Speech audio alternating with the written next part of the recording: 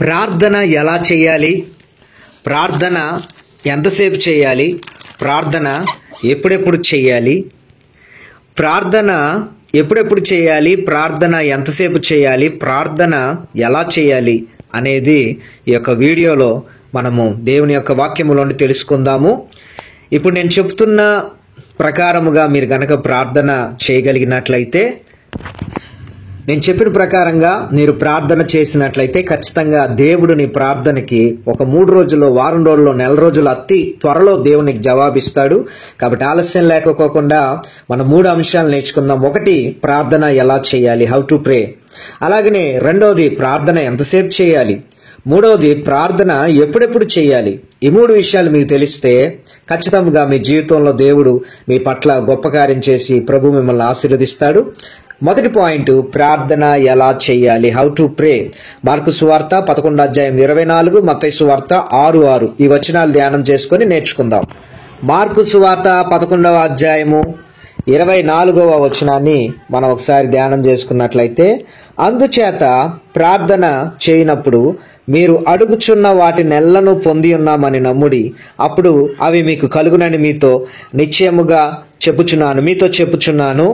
చూడండి, మీకు ఒకరి మీద విరోధం ఏమైనా కలిగి ఉన్నదల్లా మీరు నిలవబడి ప్రార్థన చేయనప్పుడల్లా వాని క్షమించుడి, అప్పుడు పరలోకమందున మీ తండ్రి మీ పాపములను క్షమించును.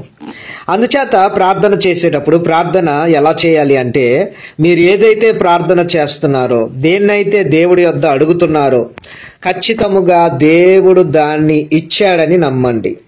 అందుచేత మీరు ప్రార్థన చేయనప్పుడు మీరు అడుగుచున్న వాటి నెలను పొంది ఉన్నామని నమ్ముడు, అప్పుడు మీకు కలుగును, మీతో నిశ్చయంగా చెప్పుచున్నాను.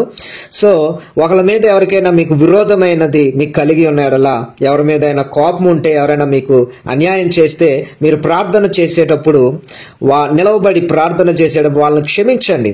మీరు క్షమిస్తే మీ పరలోకమందున్న మీ తండ్రి కూడా మిమ్మల్ని క్షమిస్తాడు.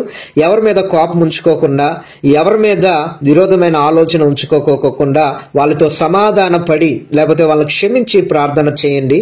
దేవుడు అప్పుడు మీరు అడుగుచున్న ప్రతి దాన్ని కూడా దేవుడు మీకు ఇస్తాడు. అలాగే మీరు ఏదైతే అడుగుతున్నారో, వివాహం కావాలనో, ఉద్యోగం కావాలనో, లేకపోతే ఏదో ఒక అంశం మీద మీరు ప్రార్థన చేస్తున్నారు, దాన్ని పొందేశాము, దేవుడు నేను అడిగాను, దేవుడు నాకు ఇచ్చేసాడని నమ్మండి. అలా నమ్మినప్పుడు దేవుడు తప్పకుండా మీ పట్ల గొప్ప కార్యం చేసి మిమ్మల్ని ఆశీర్వదిస్తాడు. అలాగనే మత్తయి సువార్త 6వ వచనం నుండి 8వ వచనం వరకు ధ్యానం చేసుకుందాం. నీవు ప్రార్థన చేయనప్పుడు నీ గదిలోనికి వెళ్లి తలుపు వేసి రహస్యమందున్న నీ తండ్రికి ప్రార్థన చేయము, అప్పుడు రహస్యమందు చూచి నీ తండ్రి నీకు ప్రతిఫలం ఇచ్చును. మరియు మీరు ప్రార్థన చేయనప్పుడు అన్ని జనుల వలె వ్యర్థమైన మాటలు వచింపవద్దు, విస్తరించి మాట్లాడటం వలన తమ మనవి వినబడునని వారు తలంచుచున్నారు. మీరు వారి వలె ఉండకుడి, మీరు మీ తండ్రిని అడగక మునిపే మీకు అక్కరగా ఉన్నవేవో ఆయనకి తెలియను. కాబట్టి మీరు ఇలాగూ ప్రార్థన చేయడి, పరలోకమందున్న మా తండ్రి, నీ నామం పరిశుద్ధపరచబడి గాక, నీ రాజ్యం వచ్చును గాక, నీ చిత్తం పరలోకమందు నెరవేరినట్లు భూమి అందును నెరవేరును గాక. మానుదిన ఆహారం నేడు మాకు దయచేయము, మా రుణస్తులు మీకు క్షమించి ఉన్న ప్రకారం మా రుణములు క్షమించు, మమ్మల్ని శోధనలో తేక దుష్టు నుండి మమ్మల్ని తప్పించుము. ఇక్కడ రాయబడిన ప్రకారముగా మీరు ప్రార్థన చేయనప్పుడు గదిలోనికి వెళ్లి తలుపు వేసుకొని రహస్యంగా ఎవరికి తెలియకుండా దేవునికి ప్రార్థన చేయి. రహస్యం చూస్తున్న నీ దేవుడు నీకు ప్రార్థనకు జవాబిస్తాడు. అన్ని జనుల్లాగా వ్యర్థమైన మాటలు ప్రార్థనలో వాడవద్దు, విస్తరించి ఎక్కువగా దేవుణ్ణి అడగవద్దు. సో అలా కాకపోకుండా మీరు సింపుల్ గా దేవుడి సన్నిధానంలో ప్రార్థన చేయండి. ఎందుకంటే మీకు ఏం కావాలో దేవుడికి మీకు తెలుసు. కాబట్టి మనం ప్రార్థన చేసేటప్పుడు దేవుని నామాన్ని స్తుతించాలి. 2వదిగా ఆయన చిత్తం భూలోకం మందు జరుగునట్లుగా ప్రార్థన చేయాలి. అలాగే మనకి ఆహారం దయచేయమని దేవుణ్ణి అడగాలి. అలాగే మన రుణస్తులను మనం క్షమించాలి. మనం ఎలాగైతే ఇతరులకు మేలు చేసామో దేవుడు అలాగనే మనల్ని క్షమిస్తాడు. అలాగే మనం శోధనలోకి వెళ్ళకోకుండా దుష్టు నుండి తప్పించమని దేవుడికి మనం ప్రార్థన చేయాలి. సో ప్రార్థన అనేది ఇలాగన చేయాలి. 2వదిగా ప్రార్థన ఎంతసేపు చేయాలి. మత్తయి సువార్త 26:40 ఎంతసేపు ప్రార్థన చేయాలని చాలా మంది తెలియదు. సో మత్తయి సువార్త 26:40 వచనాన్ని ధ్యానం. మత్తయి సువార్త 26:40 వచనం, ఆయన మరలా శిష్యుల యొద్దకు వచ్చి వారు నిద్రించుట చూచి, ఒక గడి అయినను నాతో కూడా మేల్కొని ఉండలేరా, మీరు శోధనలో ప్రవేశించుకున్నట్లు మెలకువగా ఉండి ప్రార్థన చేయుడి, ఆత్మ సిద్ధమే గాని శరీరము బలహీనమని పేతురుతో చెప్పెను. చూడండి, యేసు ప్రభువారు వారు నిద్రించుట చూచాడు. అయితే దేవుడు అంటున్నాడు కదా, ఒక గడి అయినా నాతో కూడా మేల్కొని ఉండలేరా, ఒక గంట అయినా మేల్కొని ప్రార్థన చేయండి. శోధనలోకి వెళ్లకుండా ఉండాలంటే మెలకు కలిగి ప్రార్థన చేయాలి. మెలకు కలిగి ప్రార్థన చేయాలంటే ఉదయాన్నే 4, 5, 3 గంటలప్పుడు రాత్రిపూట మనము మన శరీరం బలహీనముగా ఉంటుంది, మన శరీరం ప్రార్థన చేయడానికి సహకరించదు. అయినప్పటికీ కూడా మనం నిద్రించుట మాని దేవుడి సన్నిధానంలోకి వెళ్ళి ఒక్క గంట అయినా 60 నిమిషాలు నువ్వు ప్రార్థన చేసిన శోధన అనేది రాకుండా దేవుడు నిన్ను కాపాడుతాడు. ఇలాగా శోధనలోకి వెళ్ళకోకుండా మీరు దేవుడి సన్నిధానంలో ప్రార్థన చేయండి.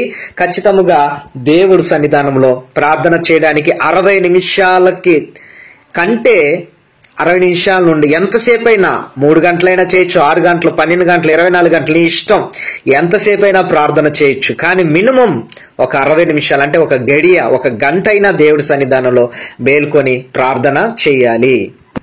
అలాగనే ప్రార్థనలో మూడవది ఏంటి అంటే ప్రార్థన ఎప్పుడెప్పుడు చేయాలి, ఎప్పుడెప్పుడు ప్రార్థన చేయాలి అనే అంశం మీద బైబిల్ గ్రంథంలో కొన్ని విషయాలు రాయబడి ఉన్నాయి.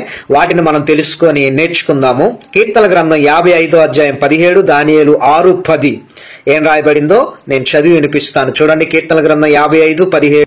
కీర్తన గ్రంథం 55వ అధ్యాయము 17వ వచనంలో, సాయంకాలమున ఉదయమున మధ్యాహ్నమున నేను ధ్యానించుచు మొరపెట్టుకుందును, ఆయన నా ప్రార్థన ఆలకించును. సాయంకాలం ఈవినింగ్, ఉదయం మార్నింగ్, మధ్యాహ్నం ఆఫ్టర్నూన్ ధ్యానిస్తూ ప్రార్థన చేయాలి. సో ఎప్పుడెప్పుడు ప్రార్థన చేయాలి అంటే ఈవినింగ్, మార్నింగ్, ఆఫ్టర్నూన్ అనగా ఉదయము, మధ్యాహ్నము, సాయంకాలము ప్రార్థన. సాయంకాలం అంటే రాత్రి కూడా వస్తుంది. ఈ 3 పూట్ల మీరు ప్రార్థన చేయాలి. ఉదయాన్నే 5 గంటలు లేచి కాసేపు దేవుడి సన్నిధానంలో ప్రార్థన చేసుకోండి. మధ్యాహ్నము 1 గంట తర్వాత కాసేపు దేవుడి సన్నిధానంలో ప్రార్థన చేసుకోండి. మళ్ళీ రాత్రి కాసేపు దేవుడి సన్నిధానంలో ప్రార్థన చేసుకోనండి. ఇలాగ మీరు దేవునితో గడపండి. దానియేలు గ్రంథం 6వ అధ్యాయం 10వ వచనం, ఇటు శాసనము సంతకం చేయబడిన దానియేలు తెలుసుకొనినను అతడు తన ఇంటికి వెళ్లి యథాప్రకారముగా అనుదిన ముమ్మారు మోకాలుని తన ఇంటి పైగది కిటికీలు యెరూషలేము తట్టునకు తెరవబడి ఉండగా తన దేవునికి ప్రార్థన చేయుచు ఆయన స్తుతించుచు వచ్చెను. చూడండి, దానియేలు కూడా సాయంకాలమున, ఉదయమున, రాత్రి, సాయంకాలమున, ఉదయమున, మధ్యాహ్నమున ముమ్మారు, రోజుకు ముమ్మారు యథాప్రకారముగా అనుదినం ప్రతిరోజు కూడా 3 సార్లు మోకాళ్ళుని 3 పూట్ల దేవుడి సన్నిధానంలో ప్రార్థన చేస్తూ ఆయన స్తుతించుచూ వచ్చాడు.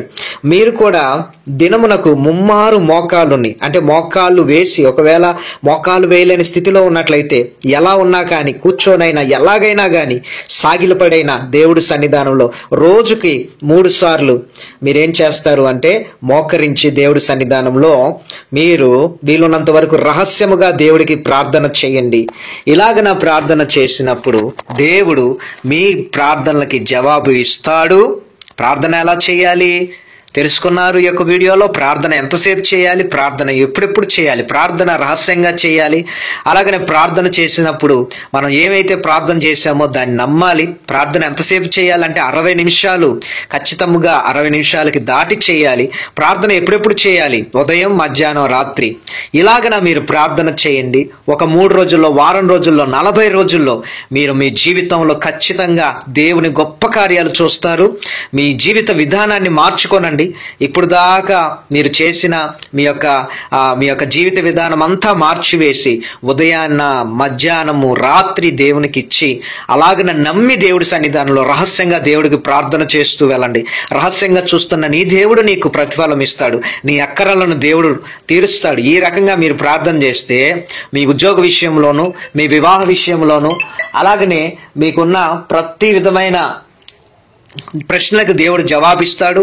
అలాగనే మీ జీవితంలో దేవుడు బలమైన గొప్ప కార్యం చేస్తాడు. అలాగనే మీ బ్రతుకులో దేవుడు అనేక గొప్ప కార్యాలు చేసి గొప్ప సాక్ష్యాన్ని మీరు చెబుతారు. దేవుడికి స్తోత్రం కలుగును గాక. కాబట్టి కింద కామెంట్ బాక్స్ లో మీరు ఏమని కామెంట్ చేస్తారు అంటే, యేసయ్య నా ప్రార్థన వింటాడు, యేసయ్య నా ప్రార్థన విన్నాడు అనే మాటను కామెంట్ బాక్స్ లో రాయండి. అలాగే ఈ యొక్క వీడియోని లైక్ చేయండి, షేర్ చేయండి, మన ఛానల్ని మీరు సబ్స్క్రైబ్ చేసుకోనండి. అలాగనే ప్రియా దేవుని బిడ్డ, స్క్రీన్ మీద కనపడుతున్న నెంబర్కి మీరేం చేస్తారు అంటే, ఒక నెంబర్కి ఏమన్నా వాట్సాప్ ఉంది, ఒక నెంబర్ ఏమన్నా ప్రార్థన చేయించుకోవడానికి. సో ఈ నెంబర్స్కి ఒక నెంబర్కి వాట్సాప్ చేయండి, ఒక నెంబర్కి కాల్ చేయండి మీ ప్రార్థన అవసరతల కొరకు. నేను మీ కొరకు ప్రార్థన చేస్తాను. ప్రార్థన కొరకు ఏమైనా డౌట్లు ఉంటే నాకు కాల్ చేయండి. దేవుడు మిమ్మల్ని మీ కుటుంబాన్ని దీవించి ఆశీర్వదించును గాక. ఇక్కడ ఉన్న రెఫరెన్స్ అన్ని కూడా నోట్ చేసుకొని ప్రతిరోజు కూడా ప్రార్థన చేయండి. 3 రోజుల్లో, వారం రోజుల్లో, 40 రోజుల్లో దేవుడు నీకు గొప్ప కార్యం చేస్తాడు. మీ సాక్ష్యాన్ని నాకు ఫోన్ చేసి పంచుకోండి. దేవుడు మిమ్మల్ని దీవించును గాక. God bless you.